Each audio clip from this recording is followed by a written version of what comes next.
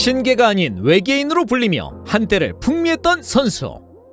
브라질에서 그레미우와 첫 프로 계약을 맺고 1997년 U17 월드컵에서 국가대표로 화려한 커리어를 시작한 호나우지뉴입니다. 본격적인 유럽 생활은 현재 가장 화려한 스쿼드를 자랑하는 파리 생제르맹에서 시작했는데요. 데뷔 직후부터 특유의 개인기로 맹활약했고 이는 곧 국가대표팀 발탁으로 이어졌습니다. 터치비 제작에 큰 도움을 주고 있는 압도적 국내 1위 스코어 888. 스팔은 건전한 스포츠 승부 예측 게임 문화를 선도합니다. 우리에게 호나우지뉴가 가장 먼저 각인된 때는 바로 2002년 한일 월드컵입니다. 이미 대회 전부터 호나우두, 히바우두라는 브라질의 또 다른 레전드 2명과 함께 3톱을 이루고 3R로 불리며 화려한 공격진을 형성했으나 지역 예선에서 보여준 브라질의 전체 조직력은 그들의 전력에 의구심을 품게 만들었죠. 하지만 3R의 활약 속에 조별 예선 3승으로 토너먼트에 진출하더니 8강 잉글랜드전은 바로 호나우지뉴의 원맨쇼 그 자체였습니다.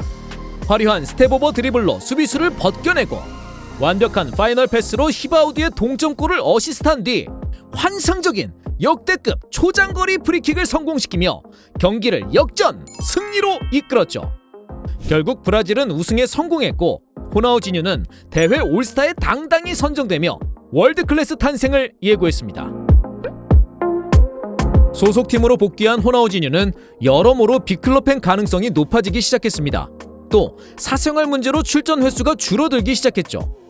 맨유와의 경합 끝에 결정된 행선지는 바로 FC 바르셀로나. 많은 브라질 선수들이 실패했던 잉글랜드보다 이미 성공 케이스가 많았던 스페인을 택했습니다. 그리고 당시 여유가 없었던 재정 상태에서 거금을 호나우지뉴에게 투자한 바르샤의 선택은 향후 최고의 아웃풋을 가져오게 됩니다. 바르샤에서 첫 시즌인 03-04 시즌, 호나우지뉴는 브라질 국가대표팀에서 그랬듯 3톱의 한자리에서 포지션에 구애받지 않고 거의 프리롤과 같은 역할을 수행하며 준수한 활약을 펼치게 됩니다. 팀과 리그에 적응을 마친 04-05 시즌, 본격적으로 외계인의 포스로 최고의 퍼포먼스를 구사. 팀은 6년 만에 라리가 챔피언에 등극합니다. 그리고 그 활약이 정점에 달했던 05-06 시즌의 호나우지뉴는 바르샤의 리그 2연패를 견인했고 당시 세계 최고의 팀들이던 첼시, AC밀란, 아스날 등을 토너먼트에서 제압하며 UEFA 챔피언스리그에서도 우승! 본인과 팀을 모두 유럽 최정상의 자리이자 전성기에 올려놓습니다. 이 시즌 벌어진 레알 마드리드와의 엘 클라시코 원정 경기, 호나우지뉴는 그야말로 경기를 지배했고 경기 내내 레알의 수비수들을 녹여버리며 멀티골까지 기록했죠. 이러한 외계인의 플레이에 감탄한 산티아고 베르나베우의 레알 팬들은 0대3 완패에도 불구하고 이 라이벌 팀의 선수에게 경외심을 담은 기립박수를 보내며 상징적인 장면을 만들어내기도 했습니다. 바르샤 이적 후 3시즌간 호나우지뉴의 스탯은 45경기 22골 11도움, 42경기 13골 14도움, 45경기 26골 20도움. 공격 포인트만 봐도 와 엄청난 수치입니다. 여기에 리그 2연패와 비기어까지 차지하며 팀의 전성기를 안겨줬죠. 2004년과 2005년에 피파 올해의 선수, 2005년에는 발롱도르를 수상하며 공식적으로 확실한 세계 최고의 선수의 반열에 올랐습니다. 재밌는 것은 향후 신계에 등극하는 메시가 04-05 시즌 바르샤에서 데뷔했는데 천재는 천재를 알아본 것일까요? 호나우지뉴는 메시와 상당히 친밀한 관계를 유지했습니다.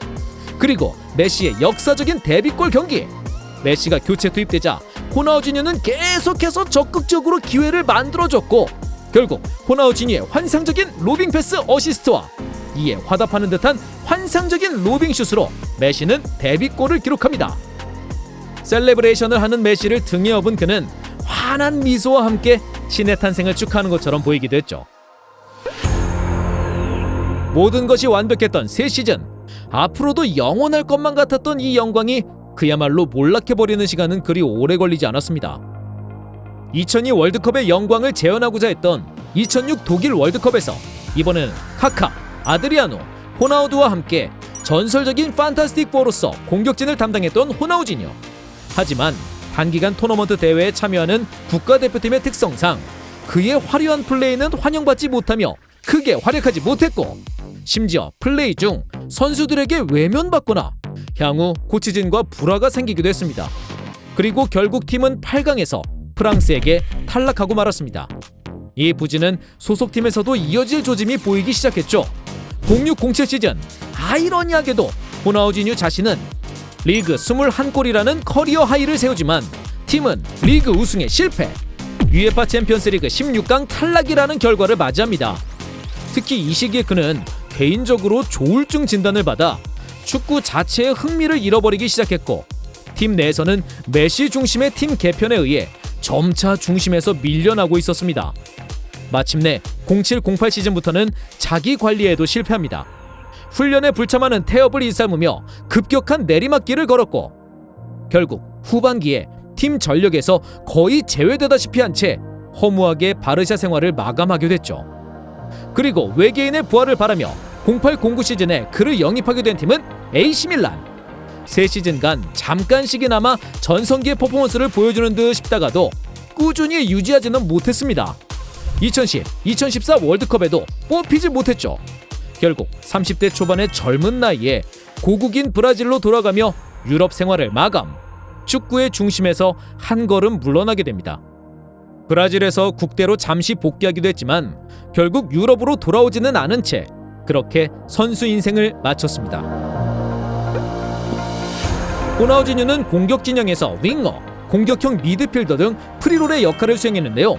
자신의 트레이드 마크인 화려한 개인기와 드리블, 천부적인 감각을 보여주는 볼 트래핑, 여기에 간결한 탈압박과 날카로운 패스 시야까지 그야말로 모든 공격 능력을 갖춘 월드클래스 선수였습니다. 또한 개인 능력만으로도 공격이 가능하지만 때로는 팀원을 완벽하게 살려주는 팀플레이까지 가능했던 무결점의 선수였습니다. 이러한 모습들이 단 두세 시즌 보여진 것만으로도 그를 아직도 세계 최고의 선수 반열에 올려놓고 있다는 점은 얼마나 그 임팩트가 컸는지 짐작할 수 있고, 그야말로 유래를 찾아볼 수 없는 경우죠. 하지만 그 이후 그렇게 단시간 만에 몰락해버리는 허무한 경우 또한 찾아보기 쉽지 않습니다. 그렇기 때문에 호나우지뉴가 과연 노력하는 천재였다면 어땠을까 하는 아쉬움은 축구계에서 두고두고 남아있을 것 같네요. 얼마 전 파리의 챔피언스리그 홈경기에서 카메라에 잡힌 친정팀과 메시를 바라보던 호나우지뉴의 모습을 보며 다시 한번 추억해보는 시간을 마련해봤습니다. 그럼 여기서 이만 마무리하겠습니다. 지금까지 터치비였습니다.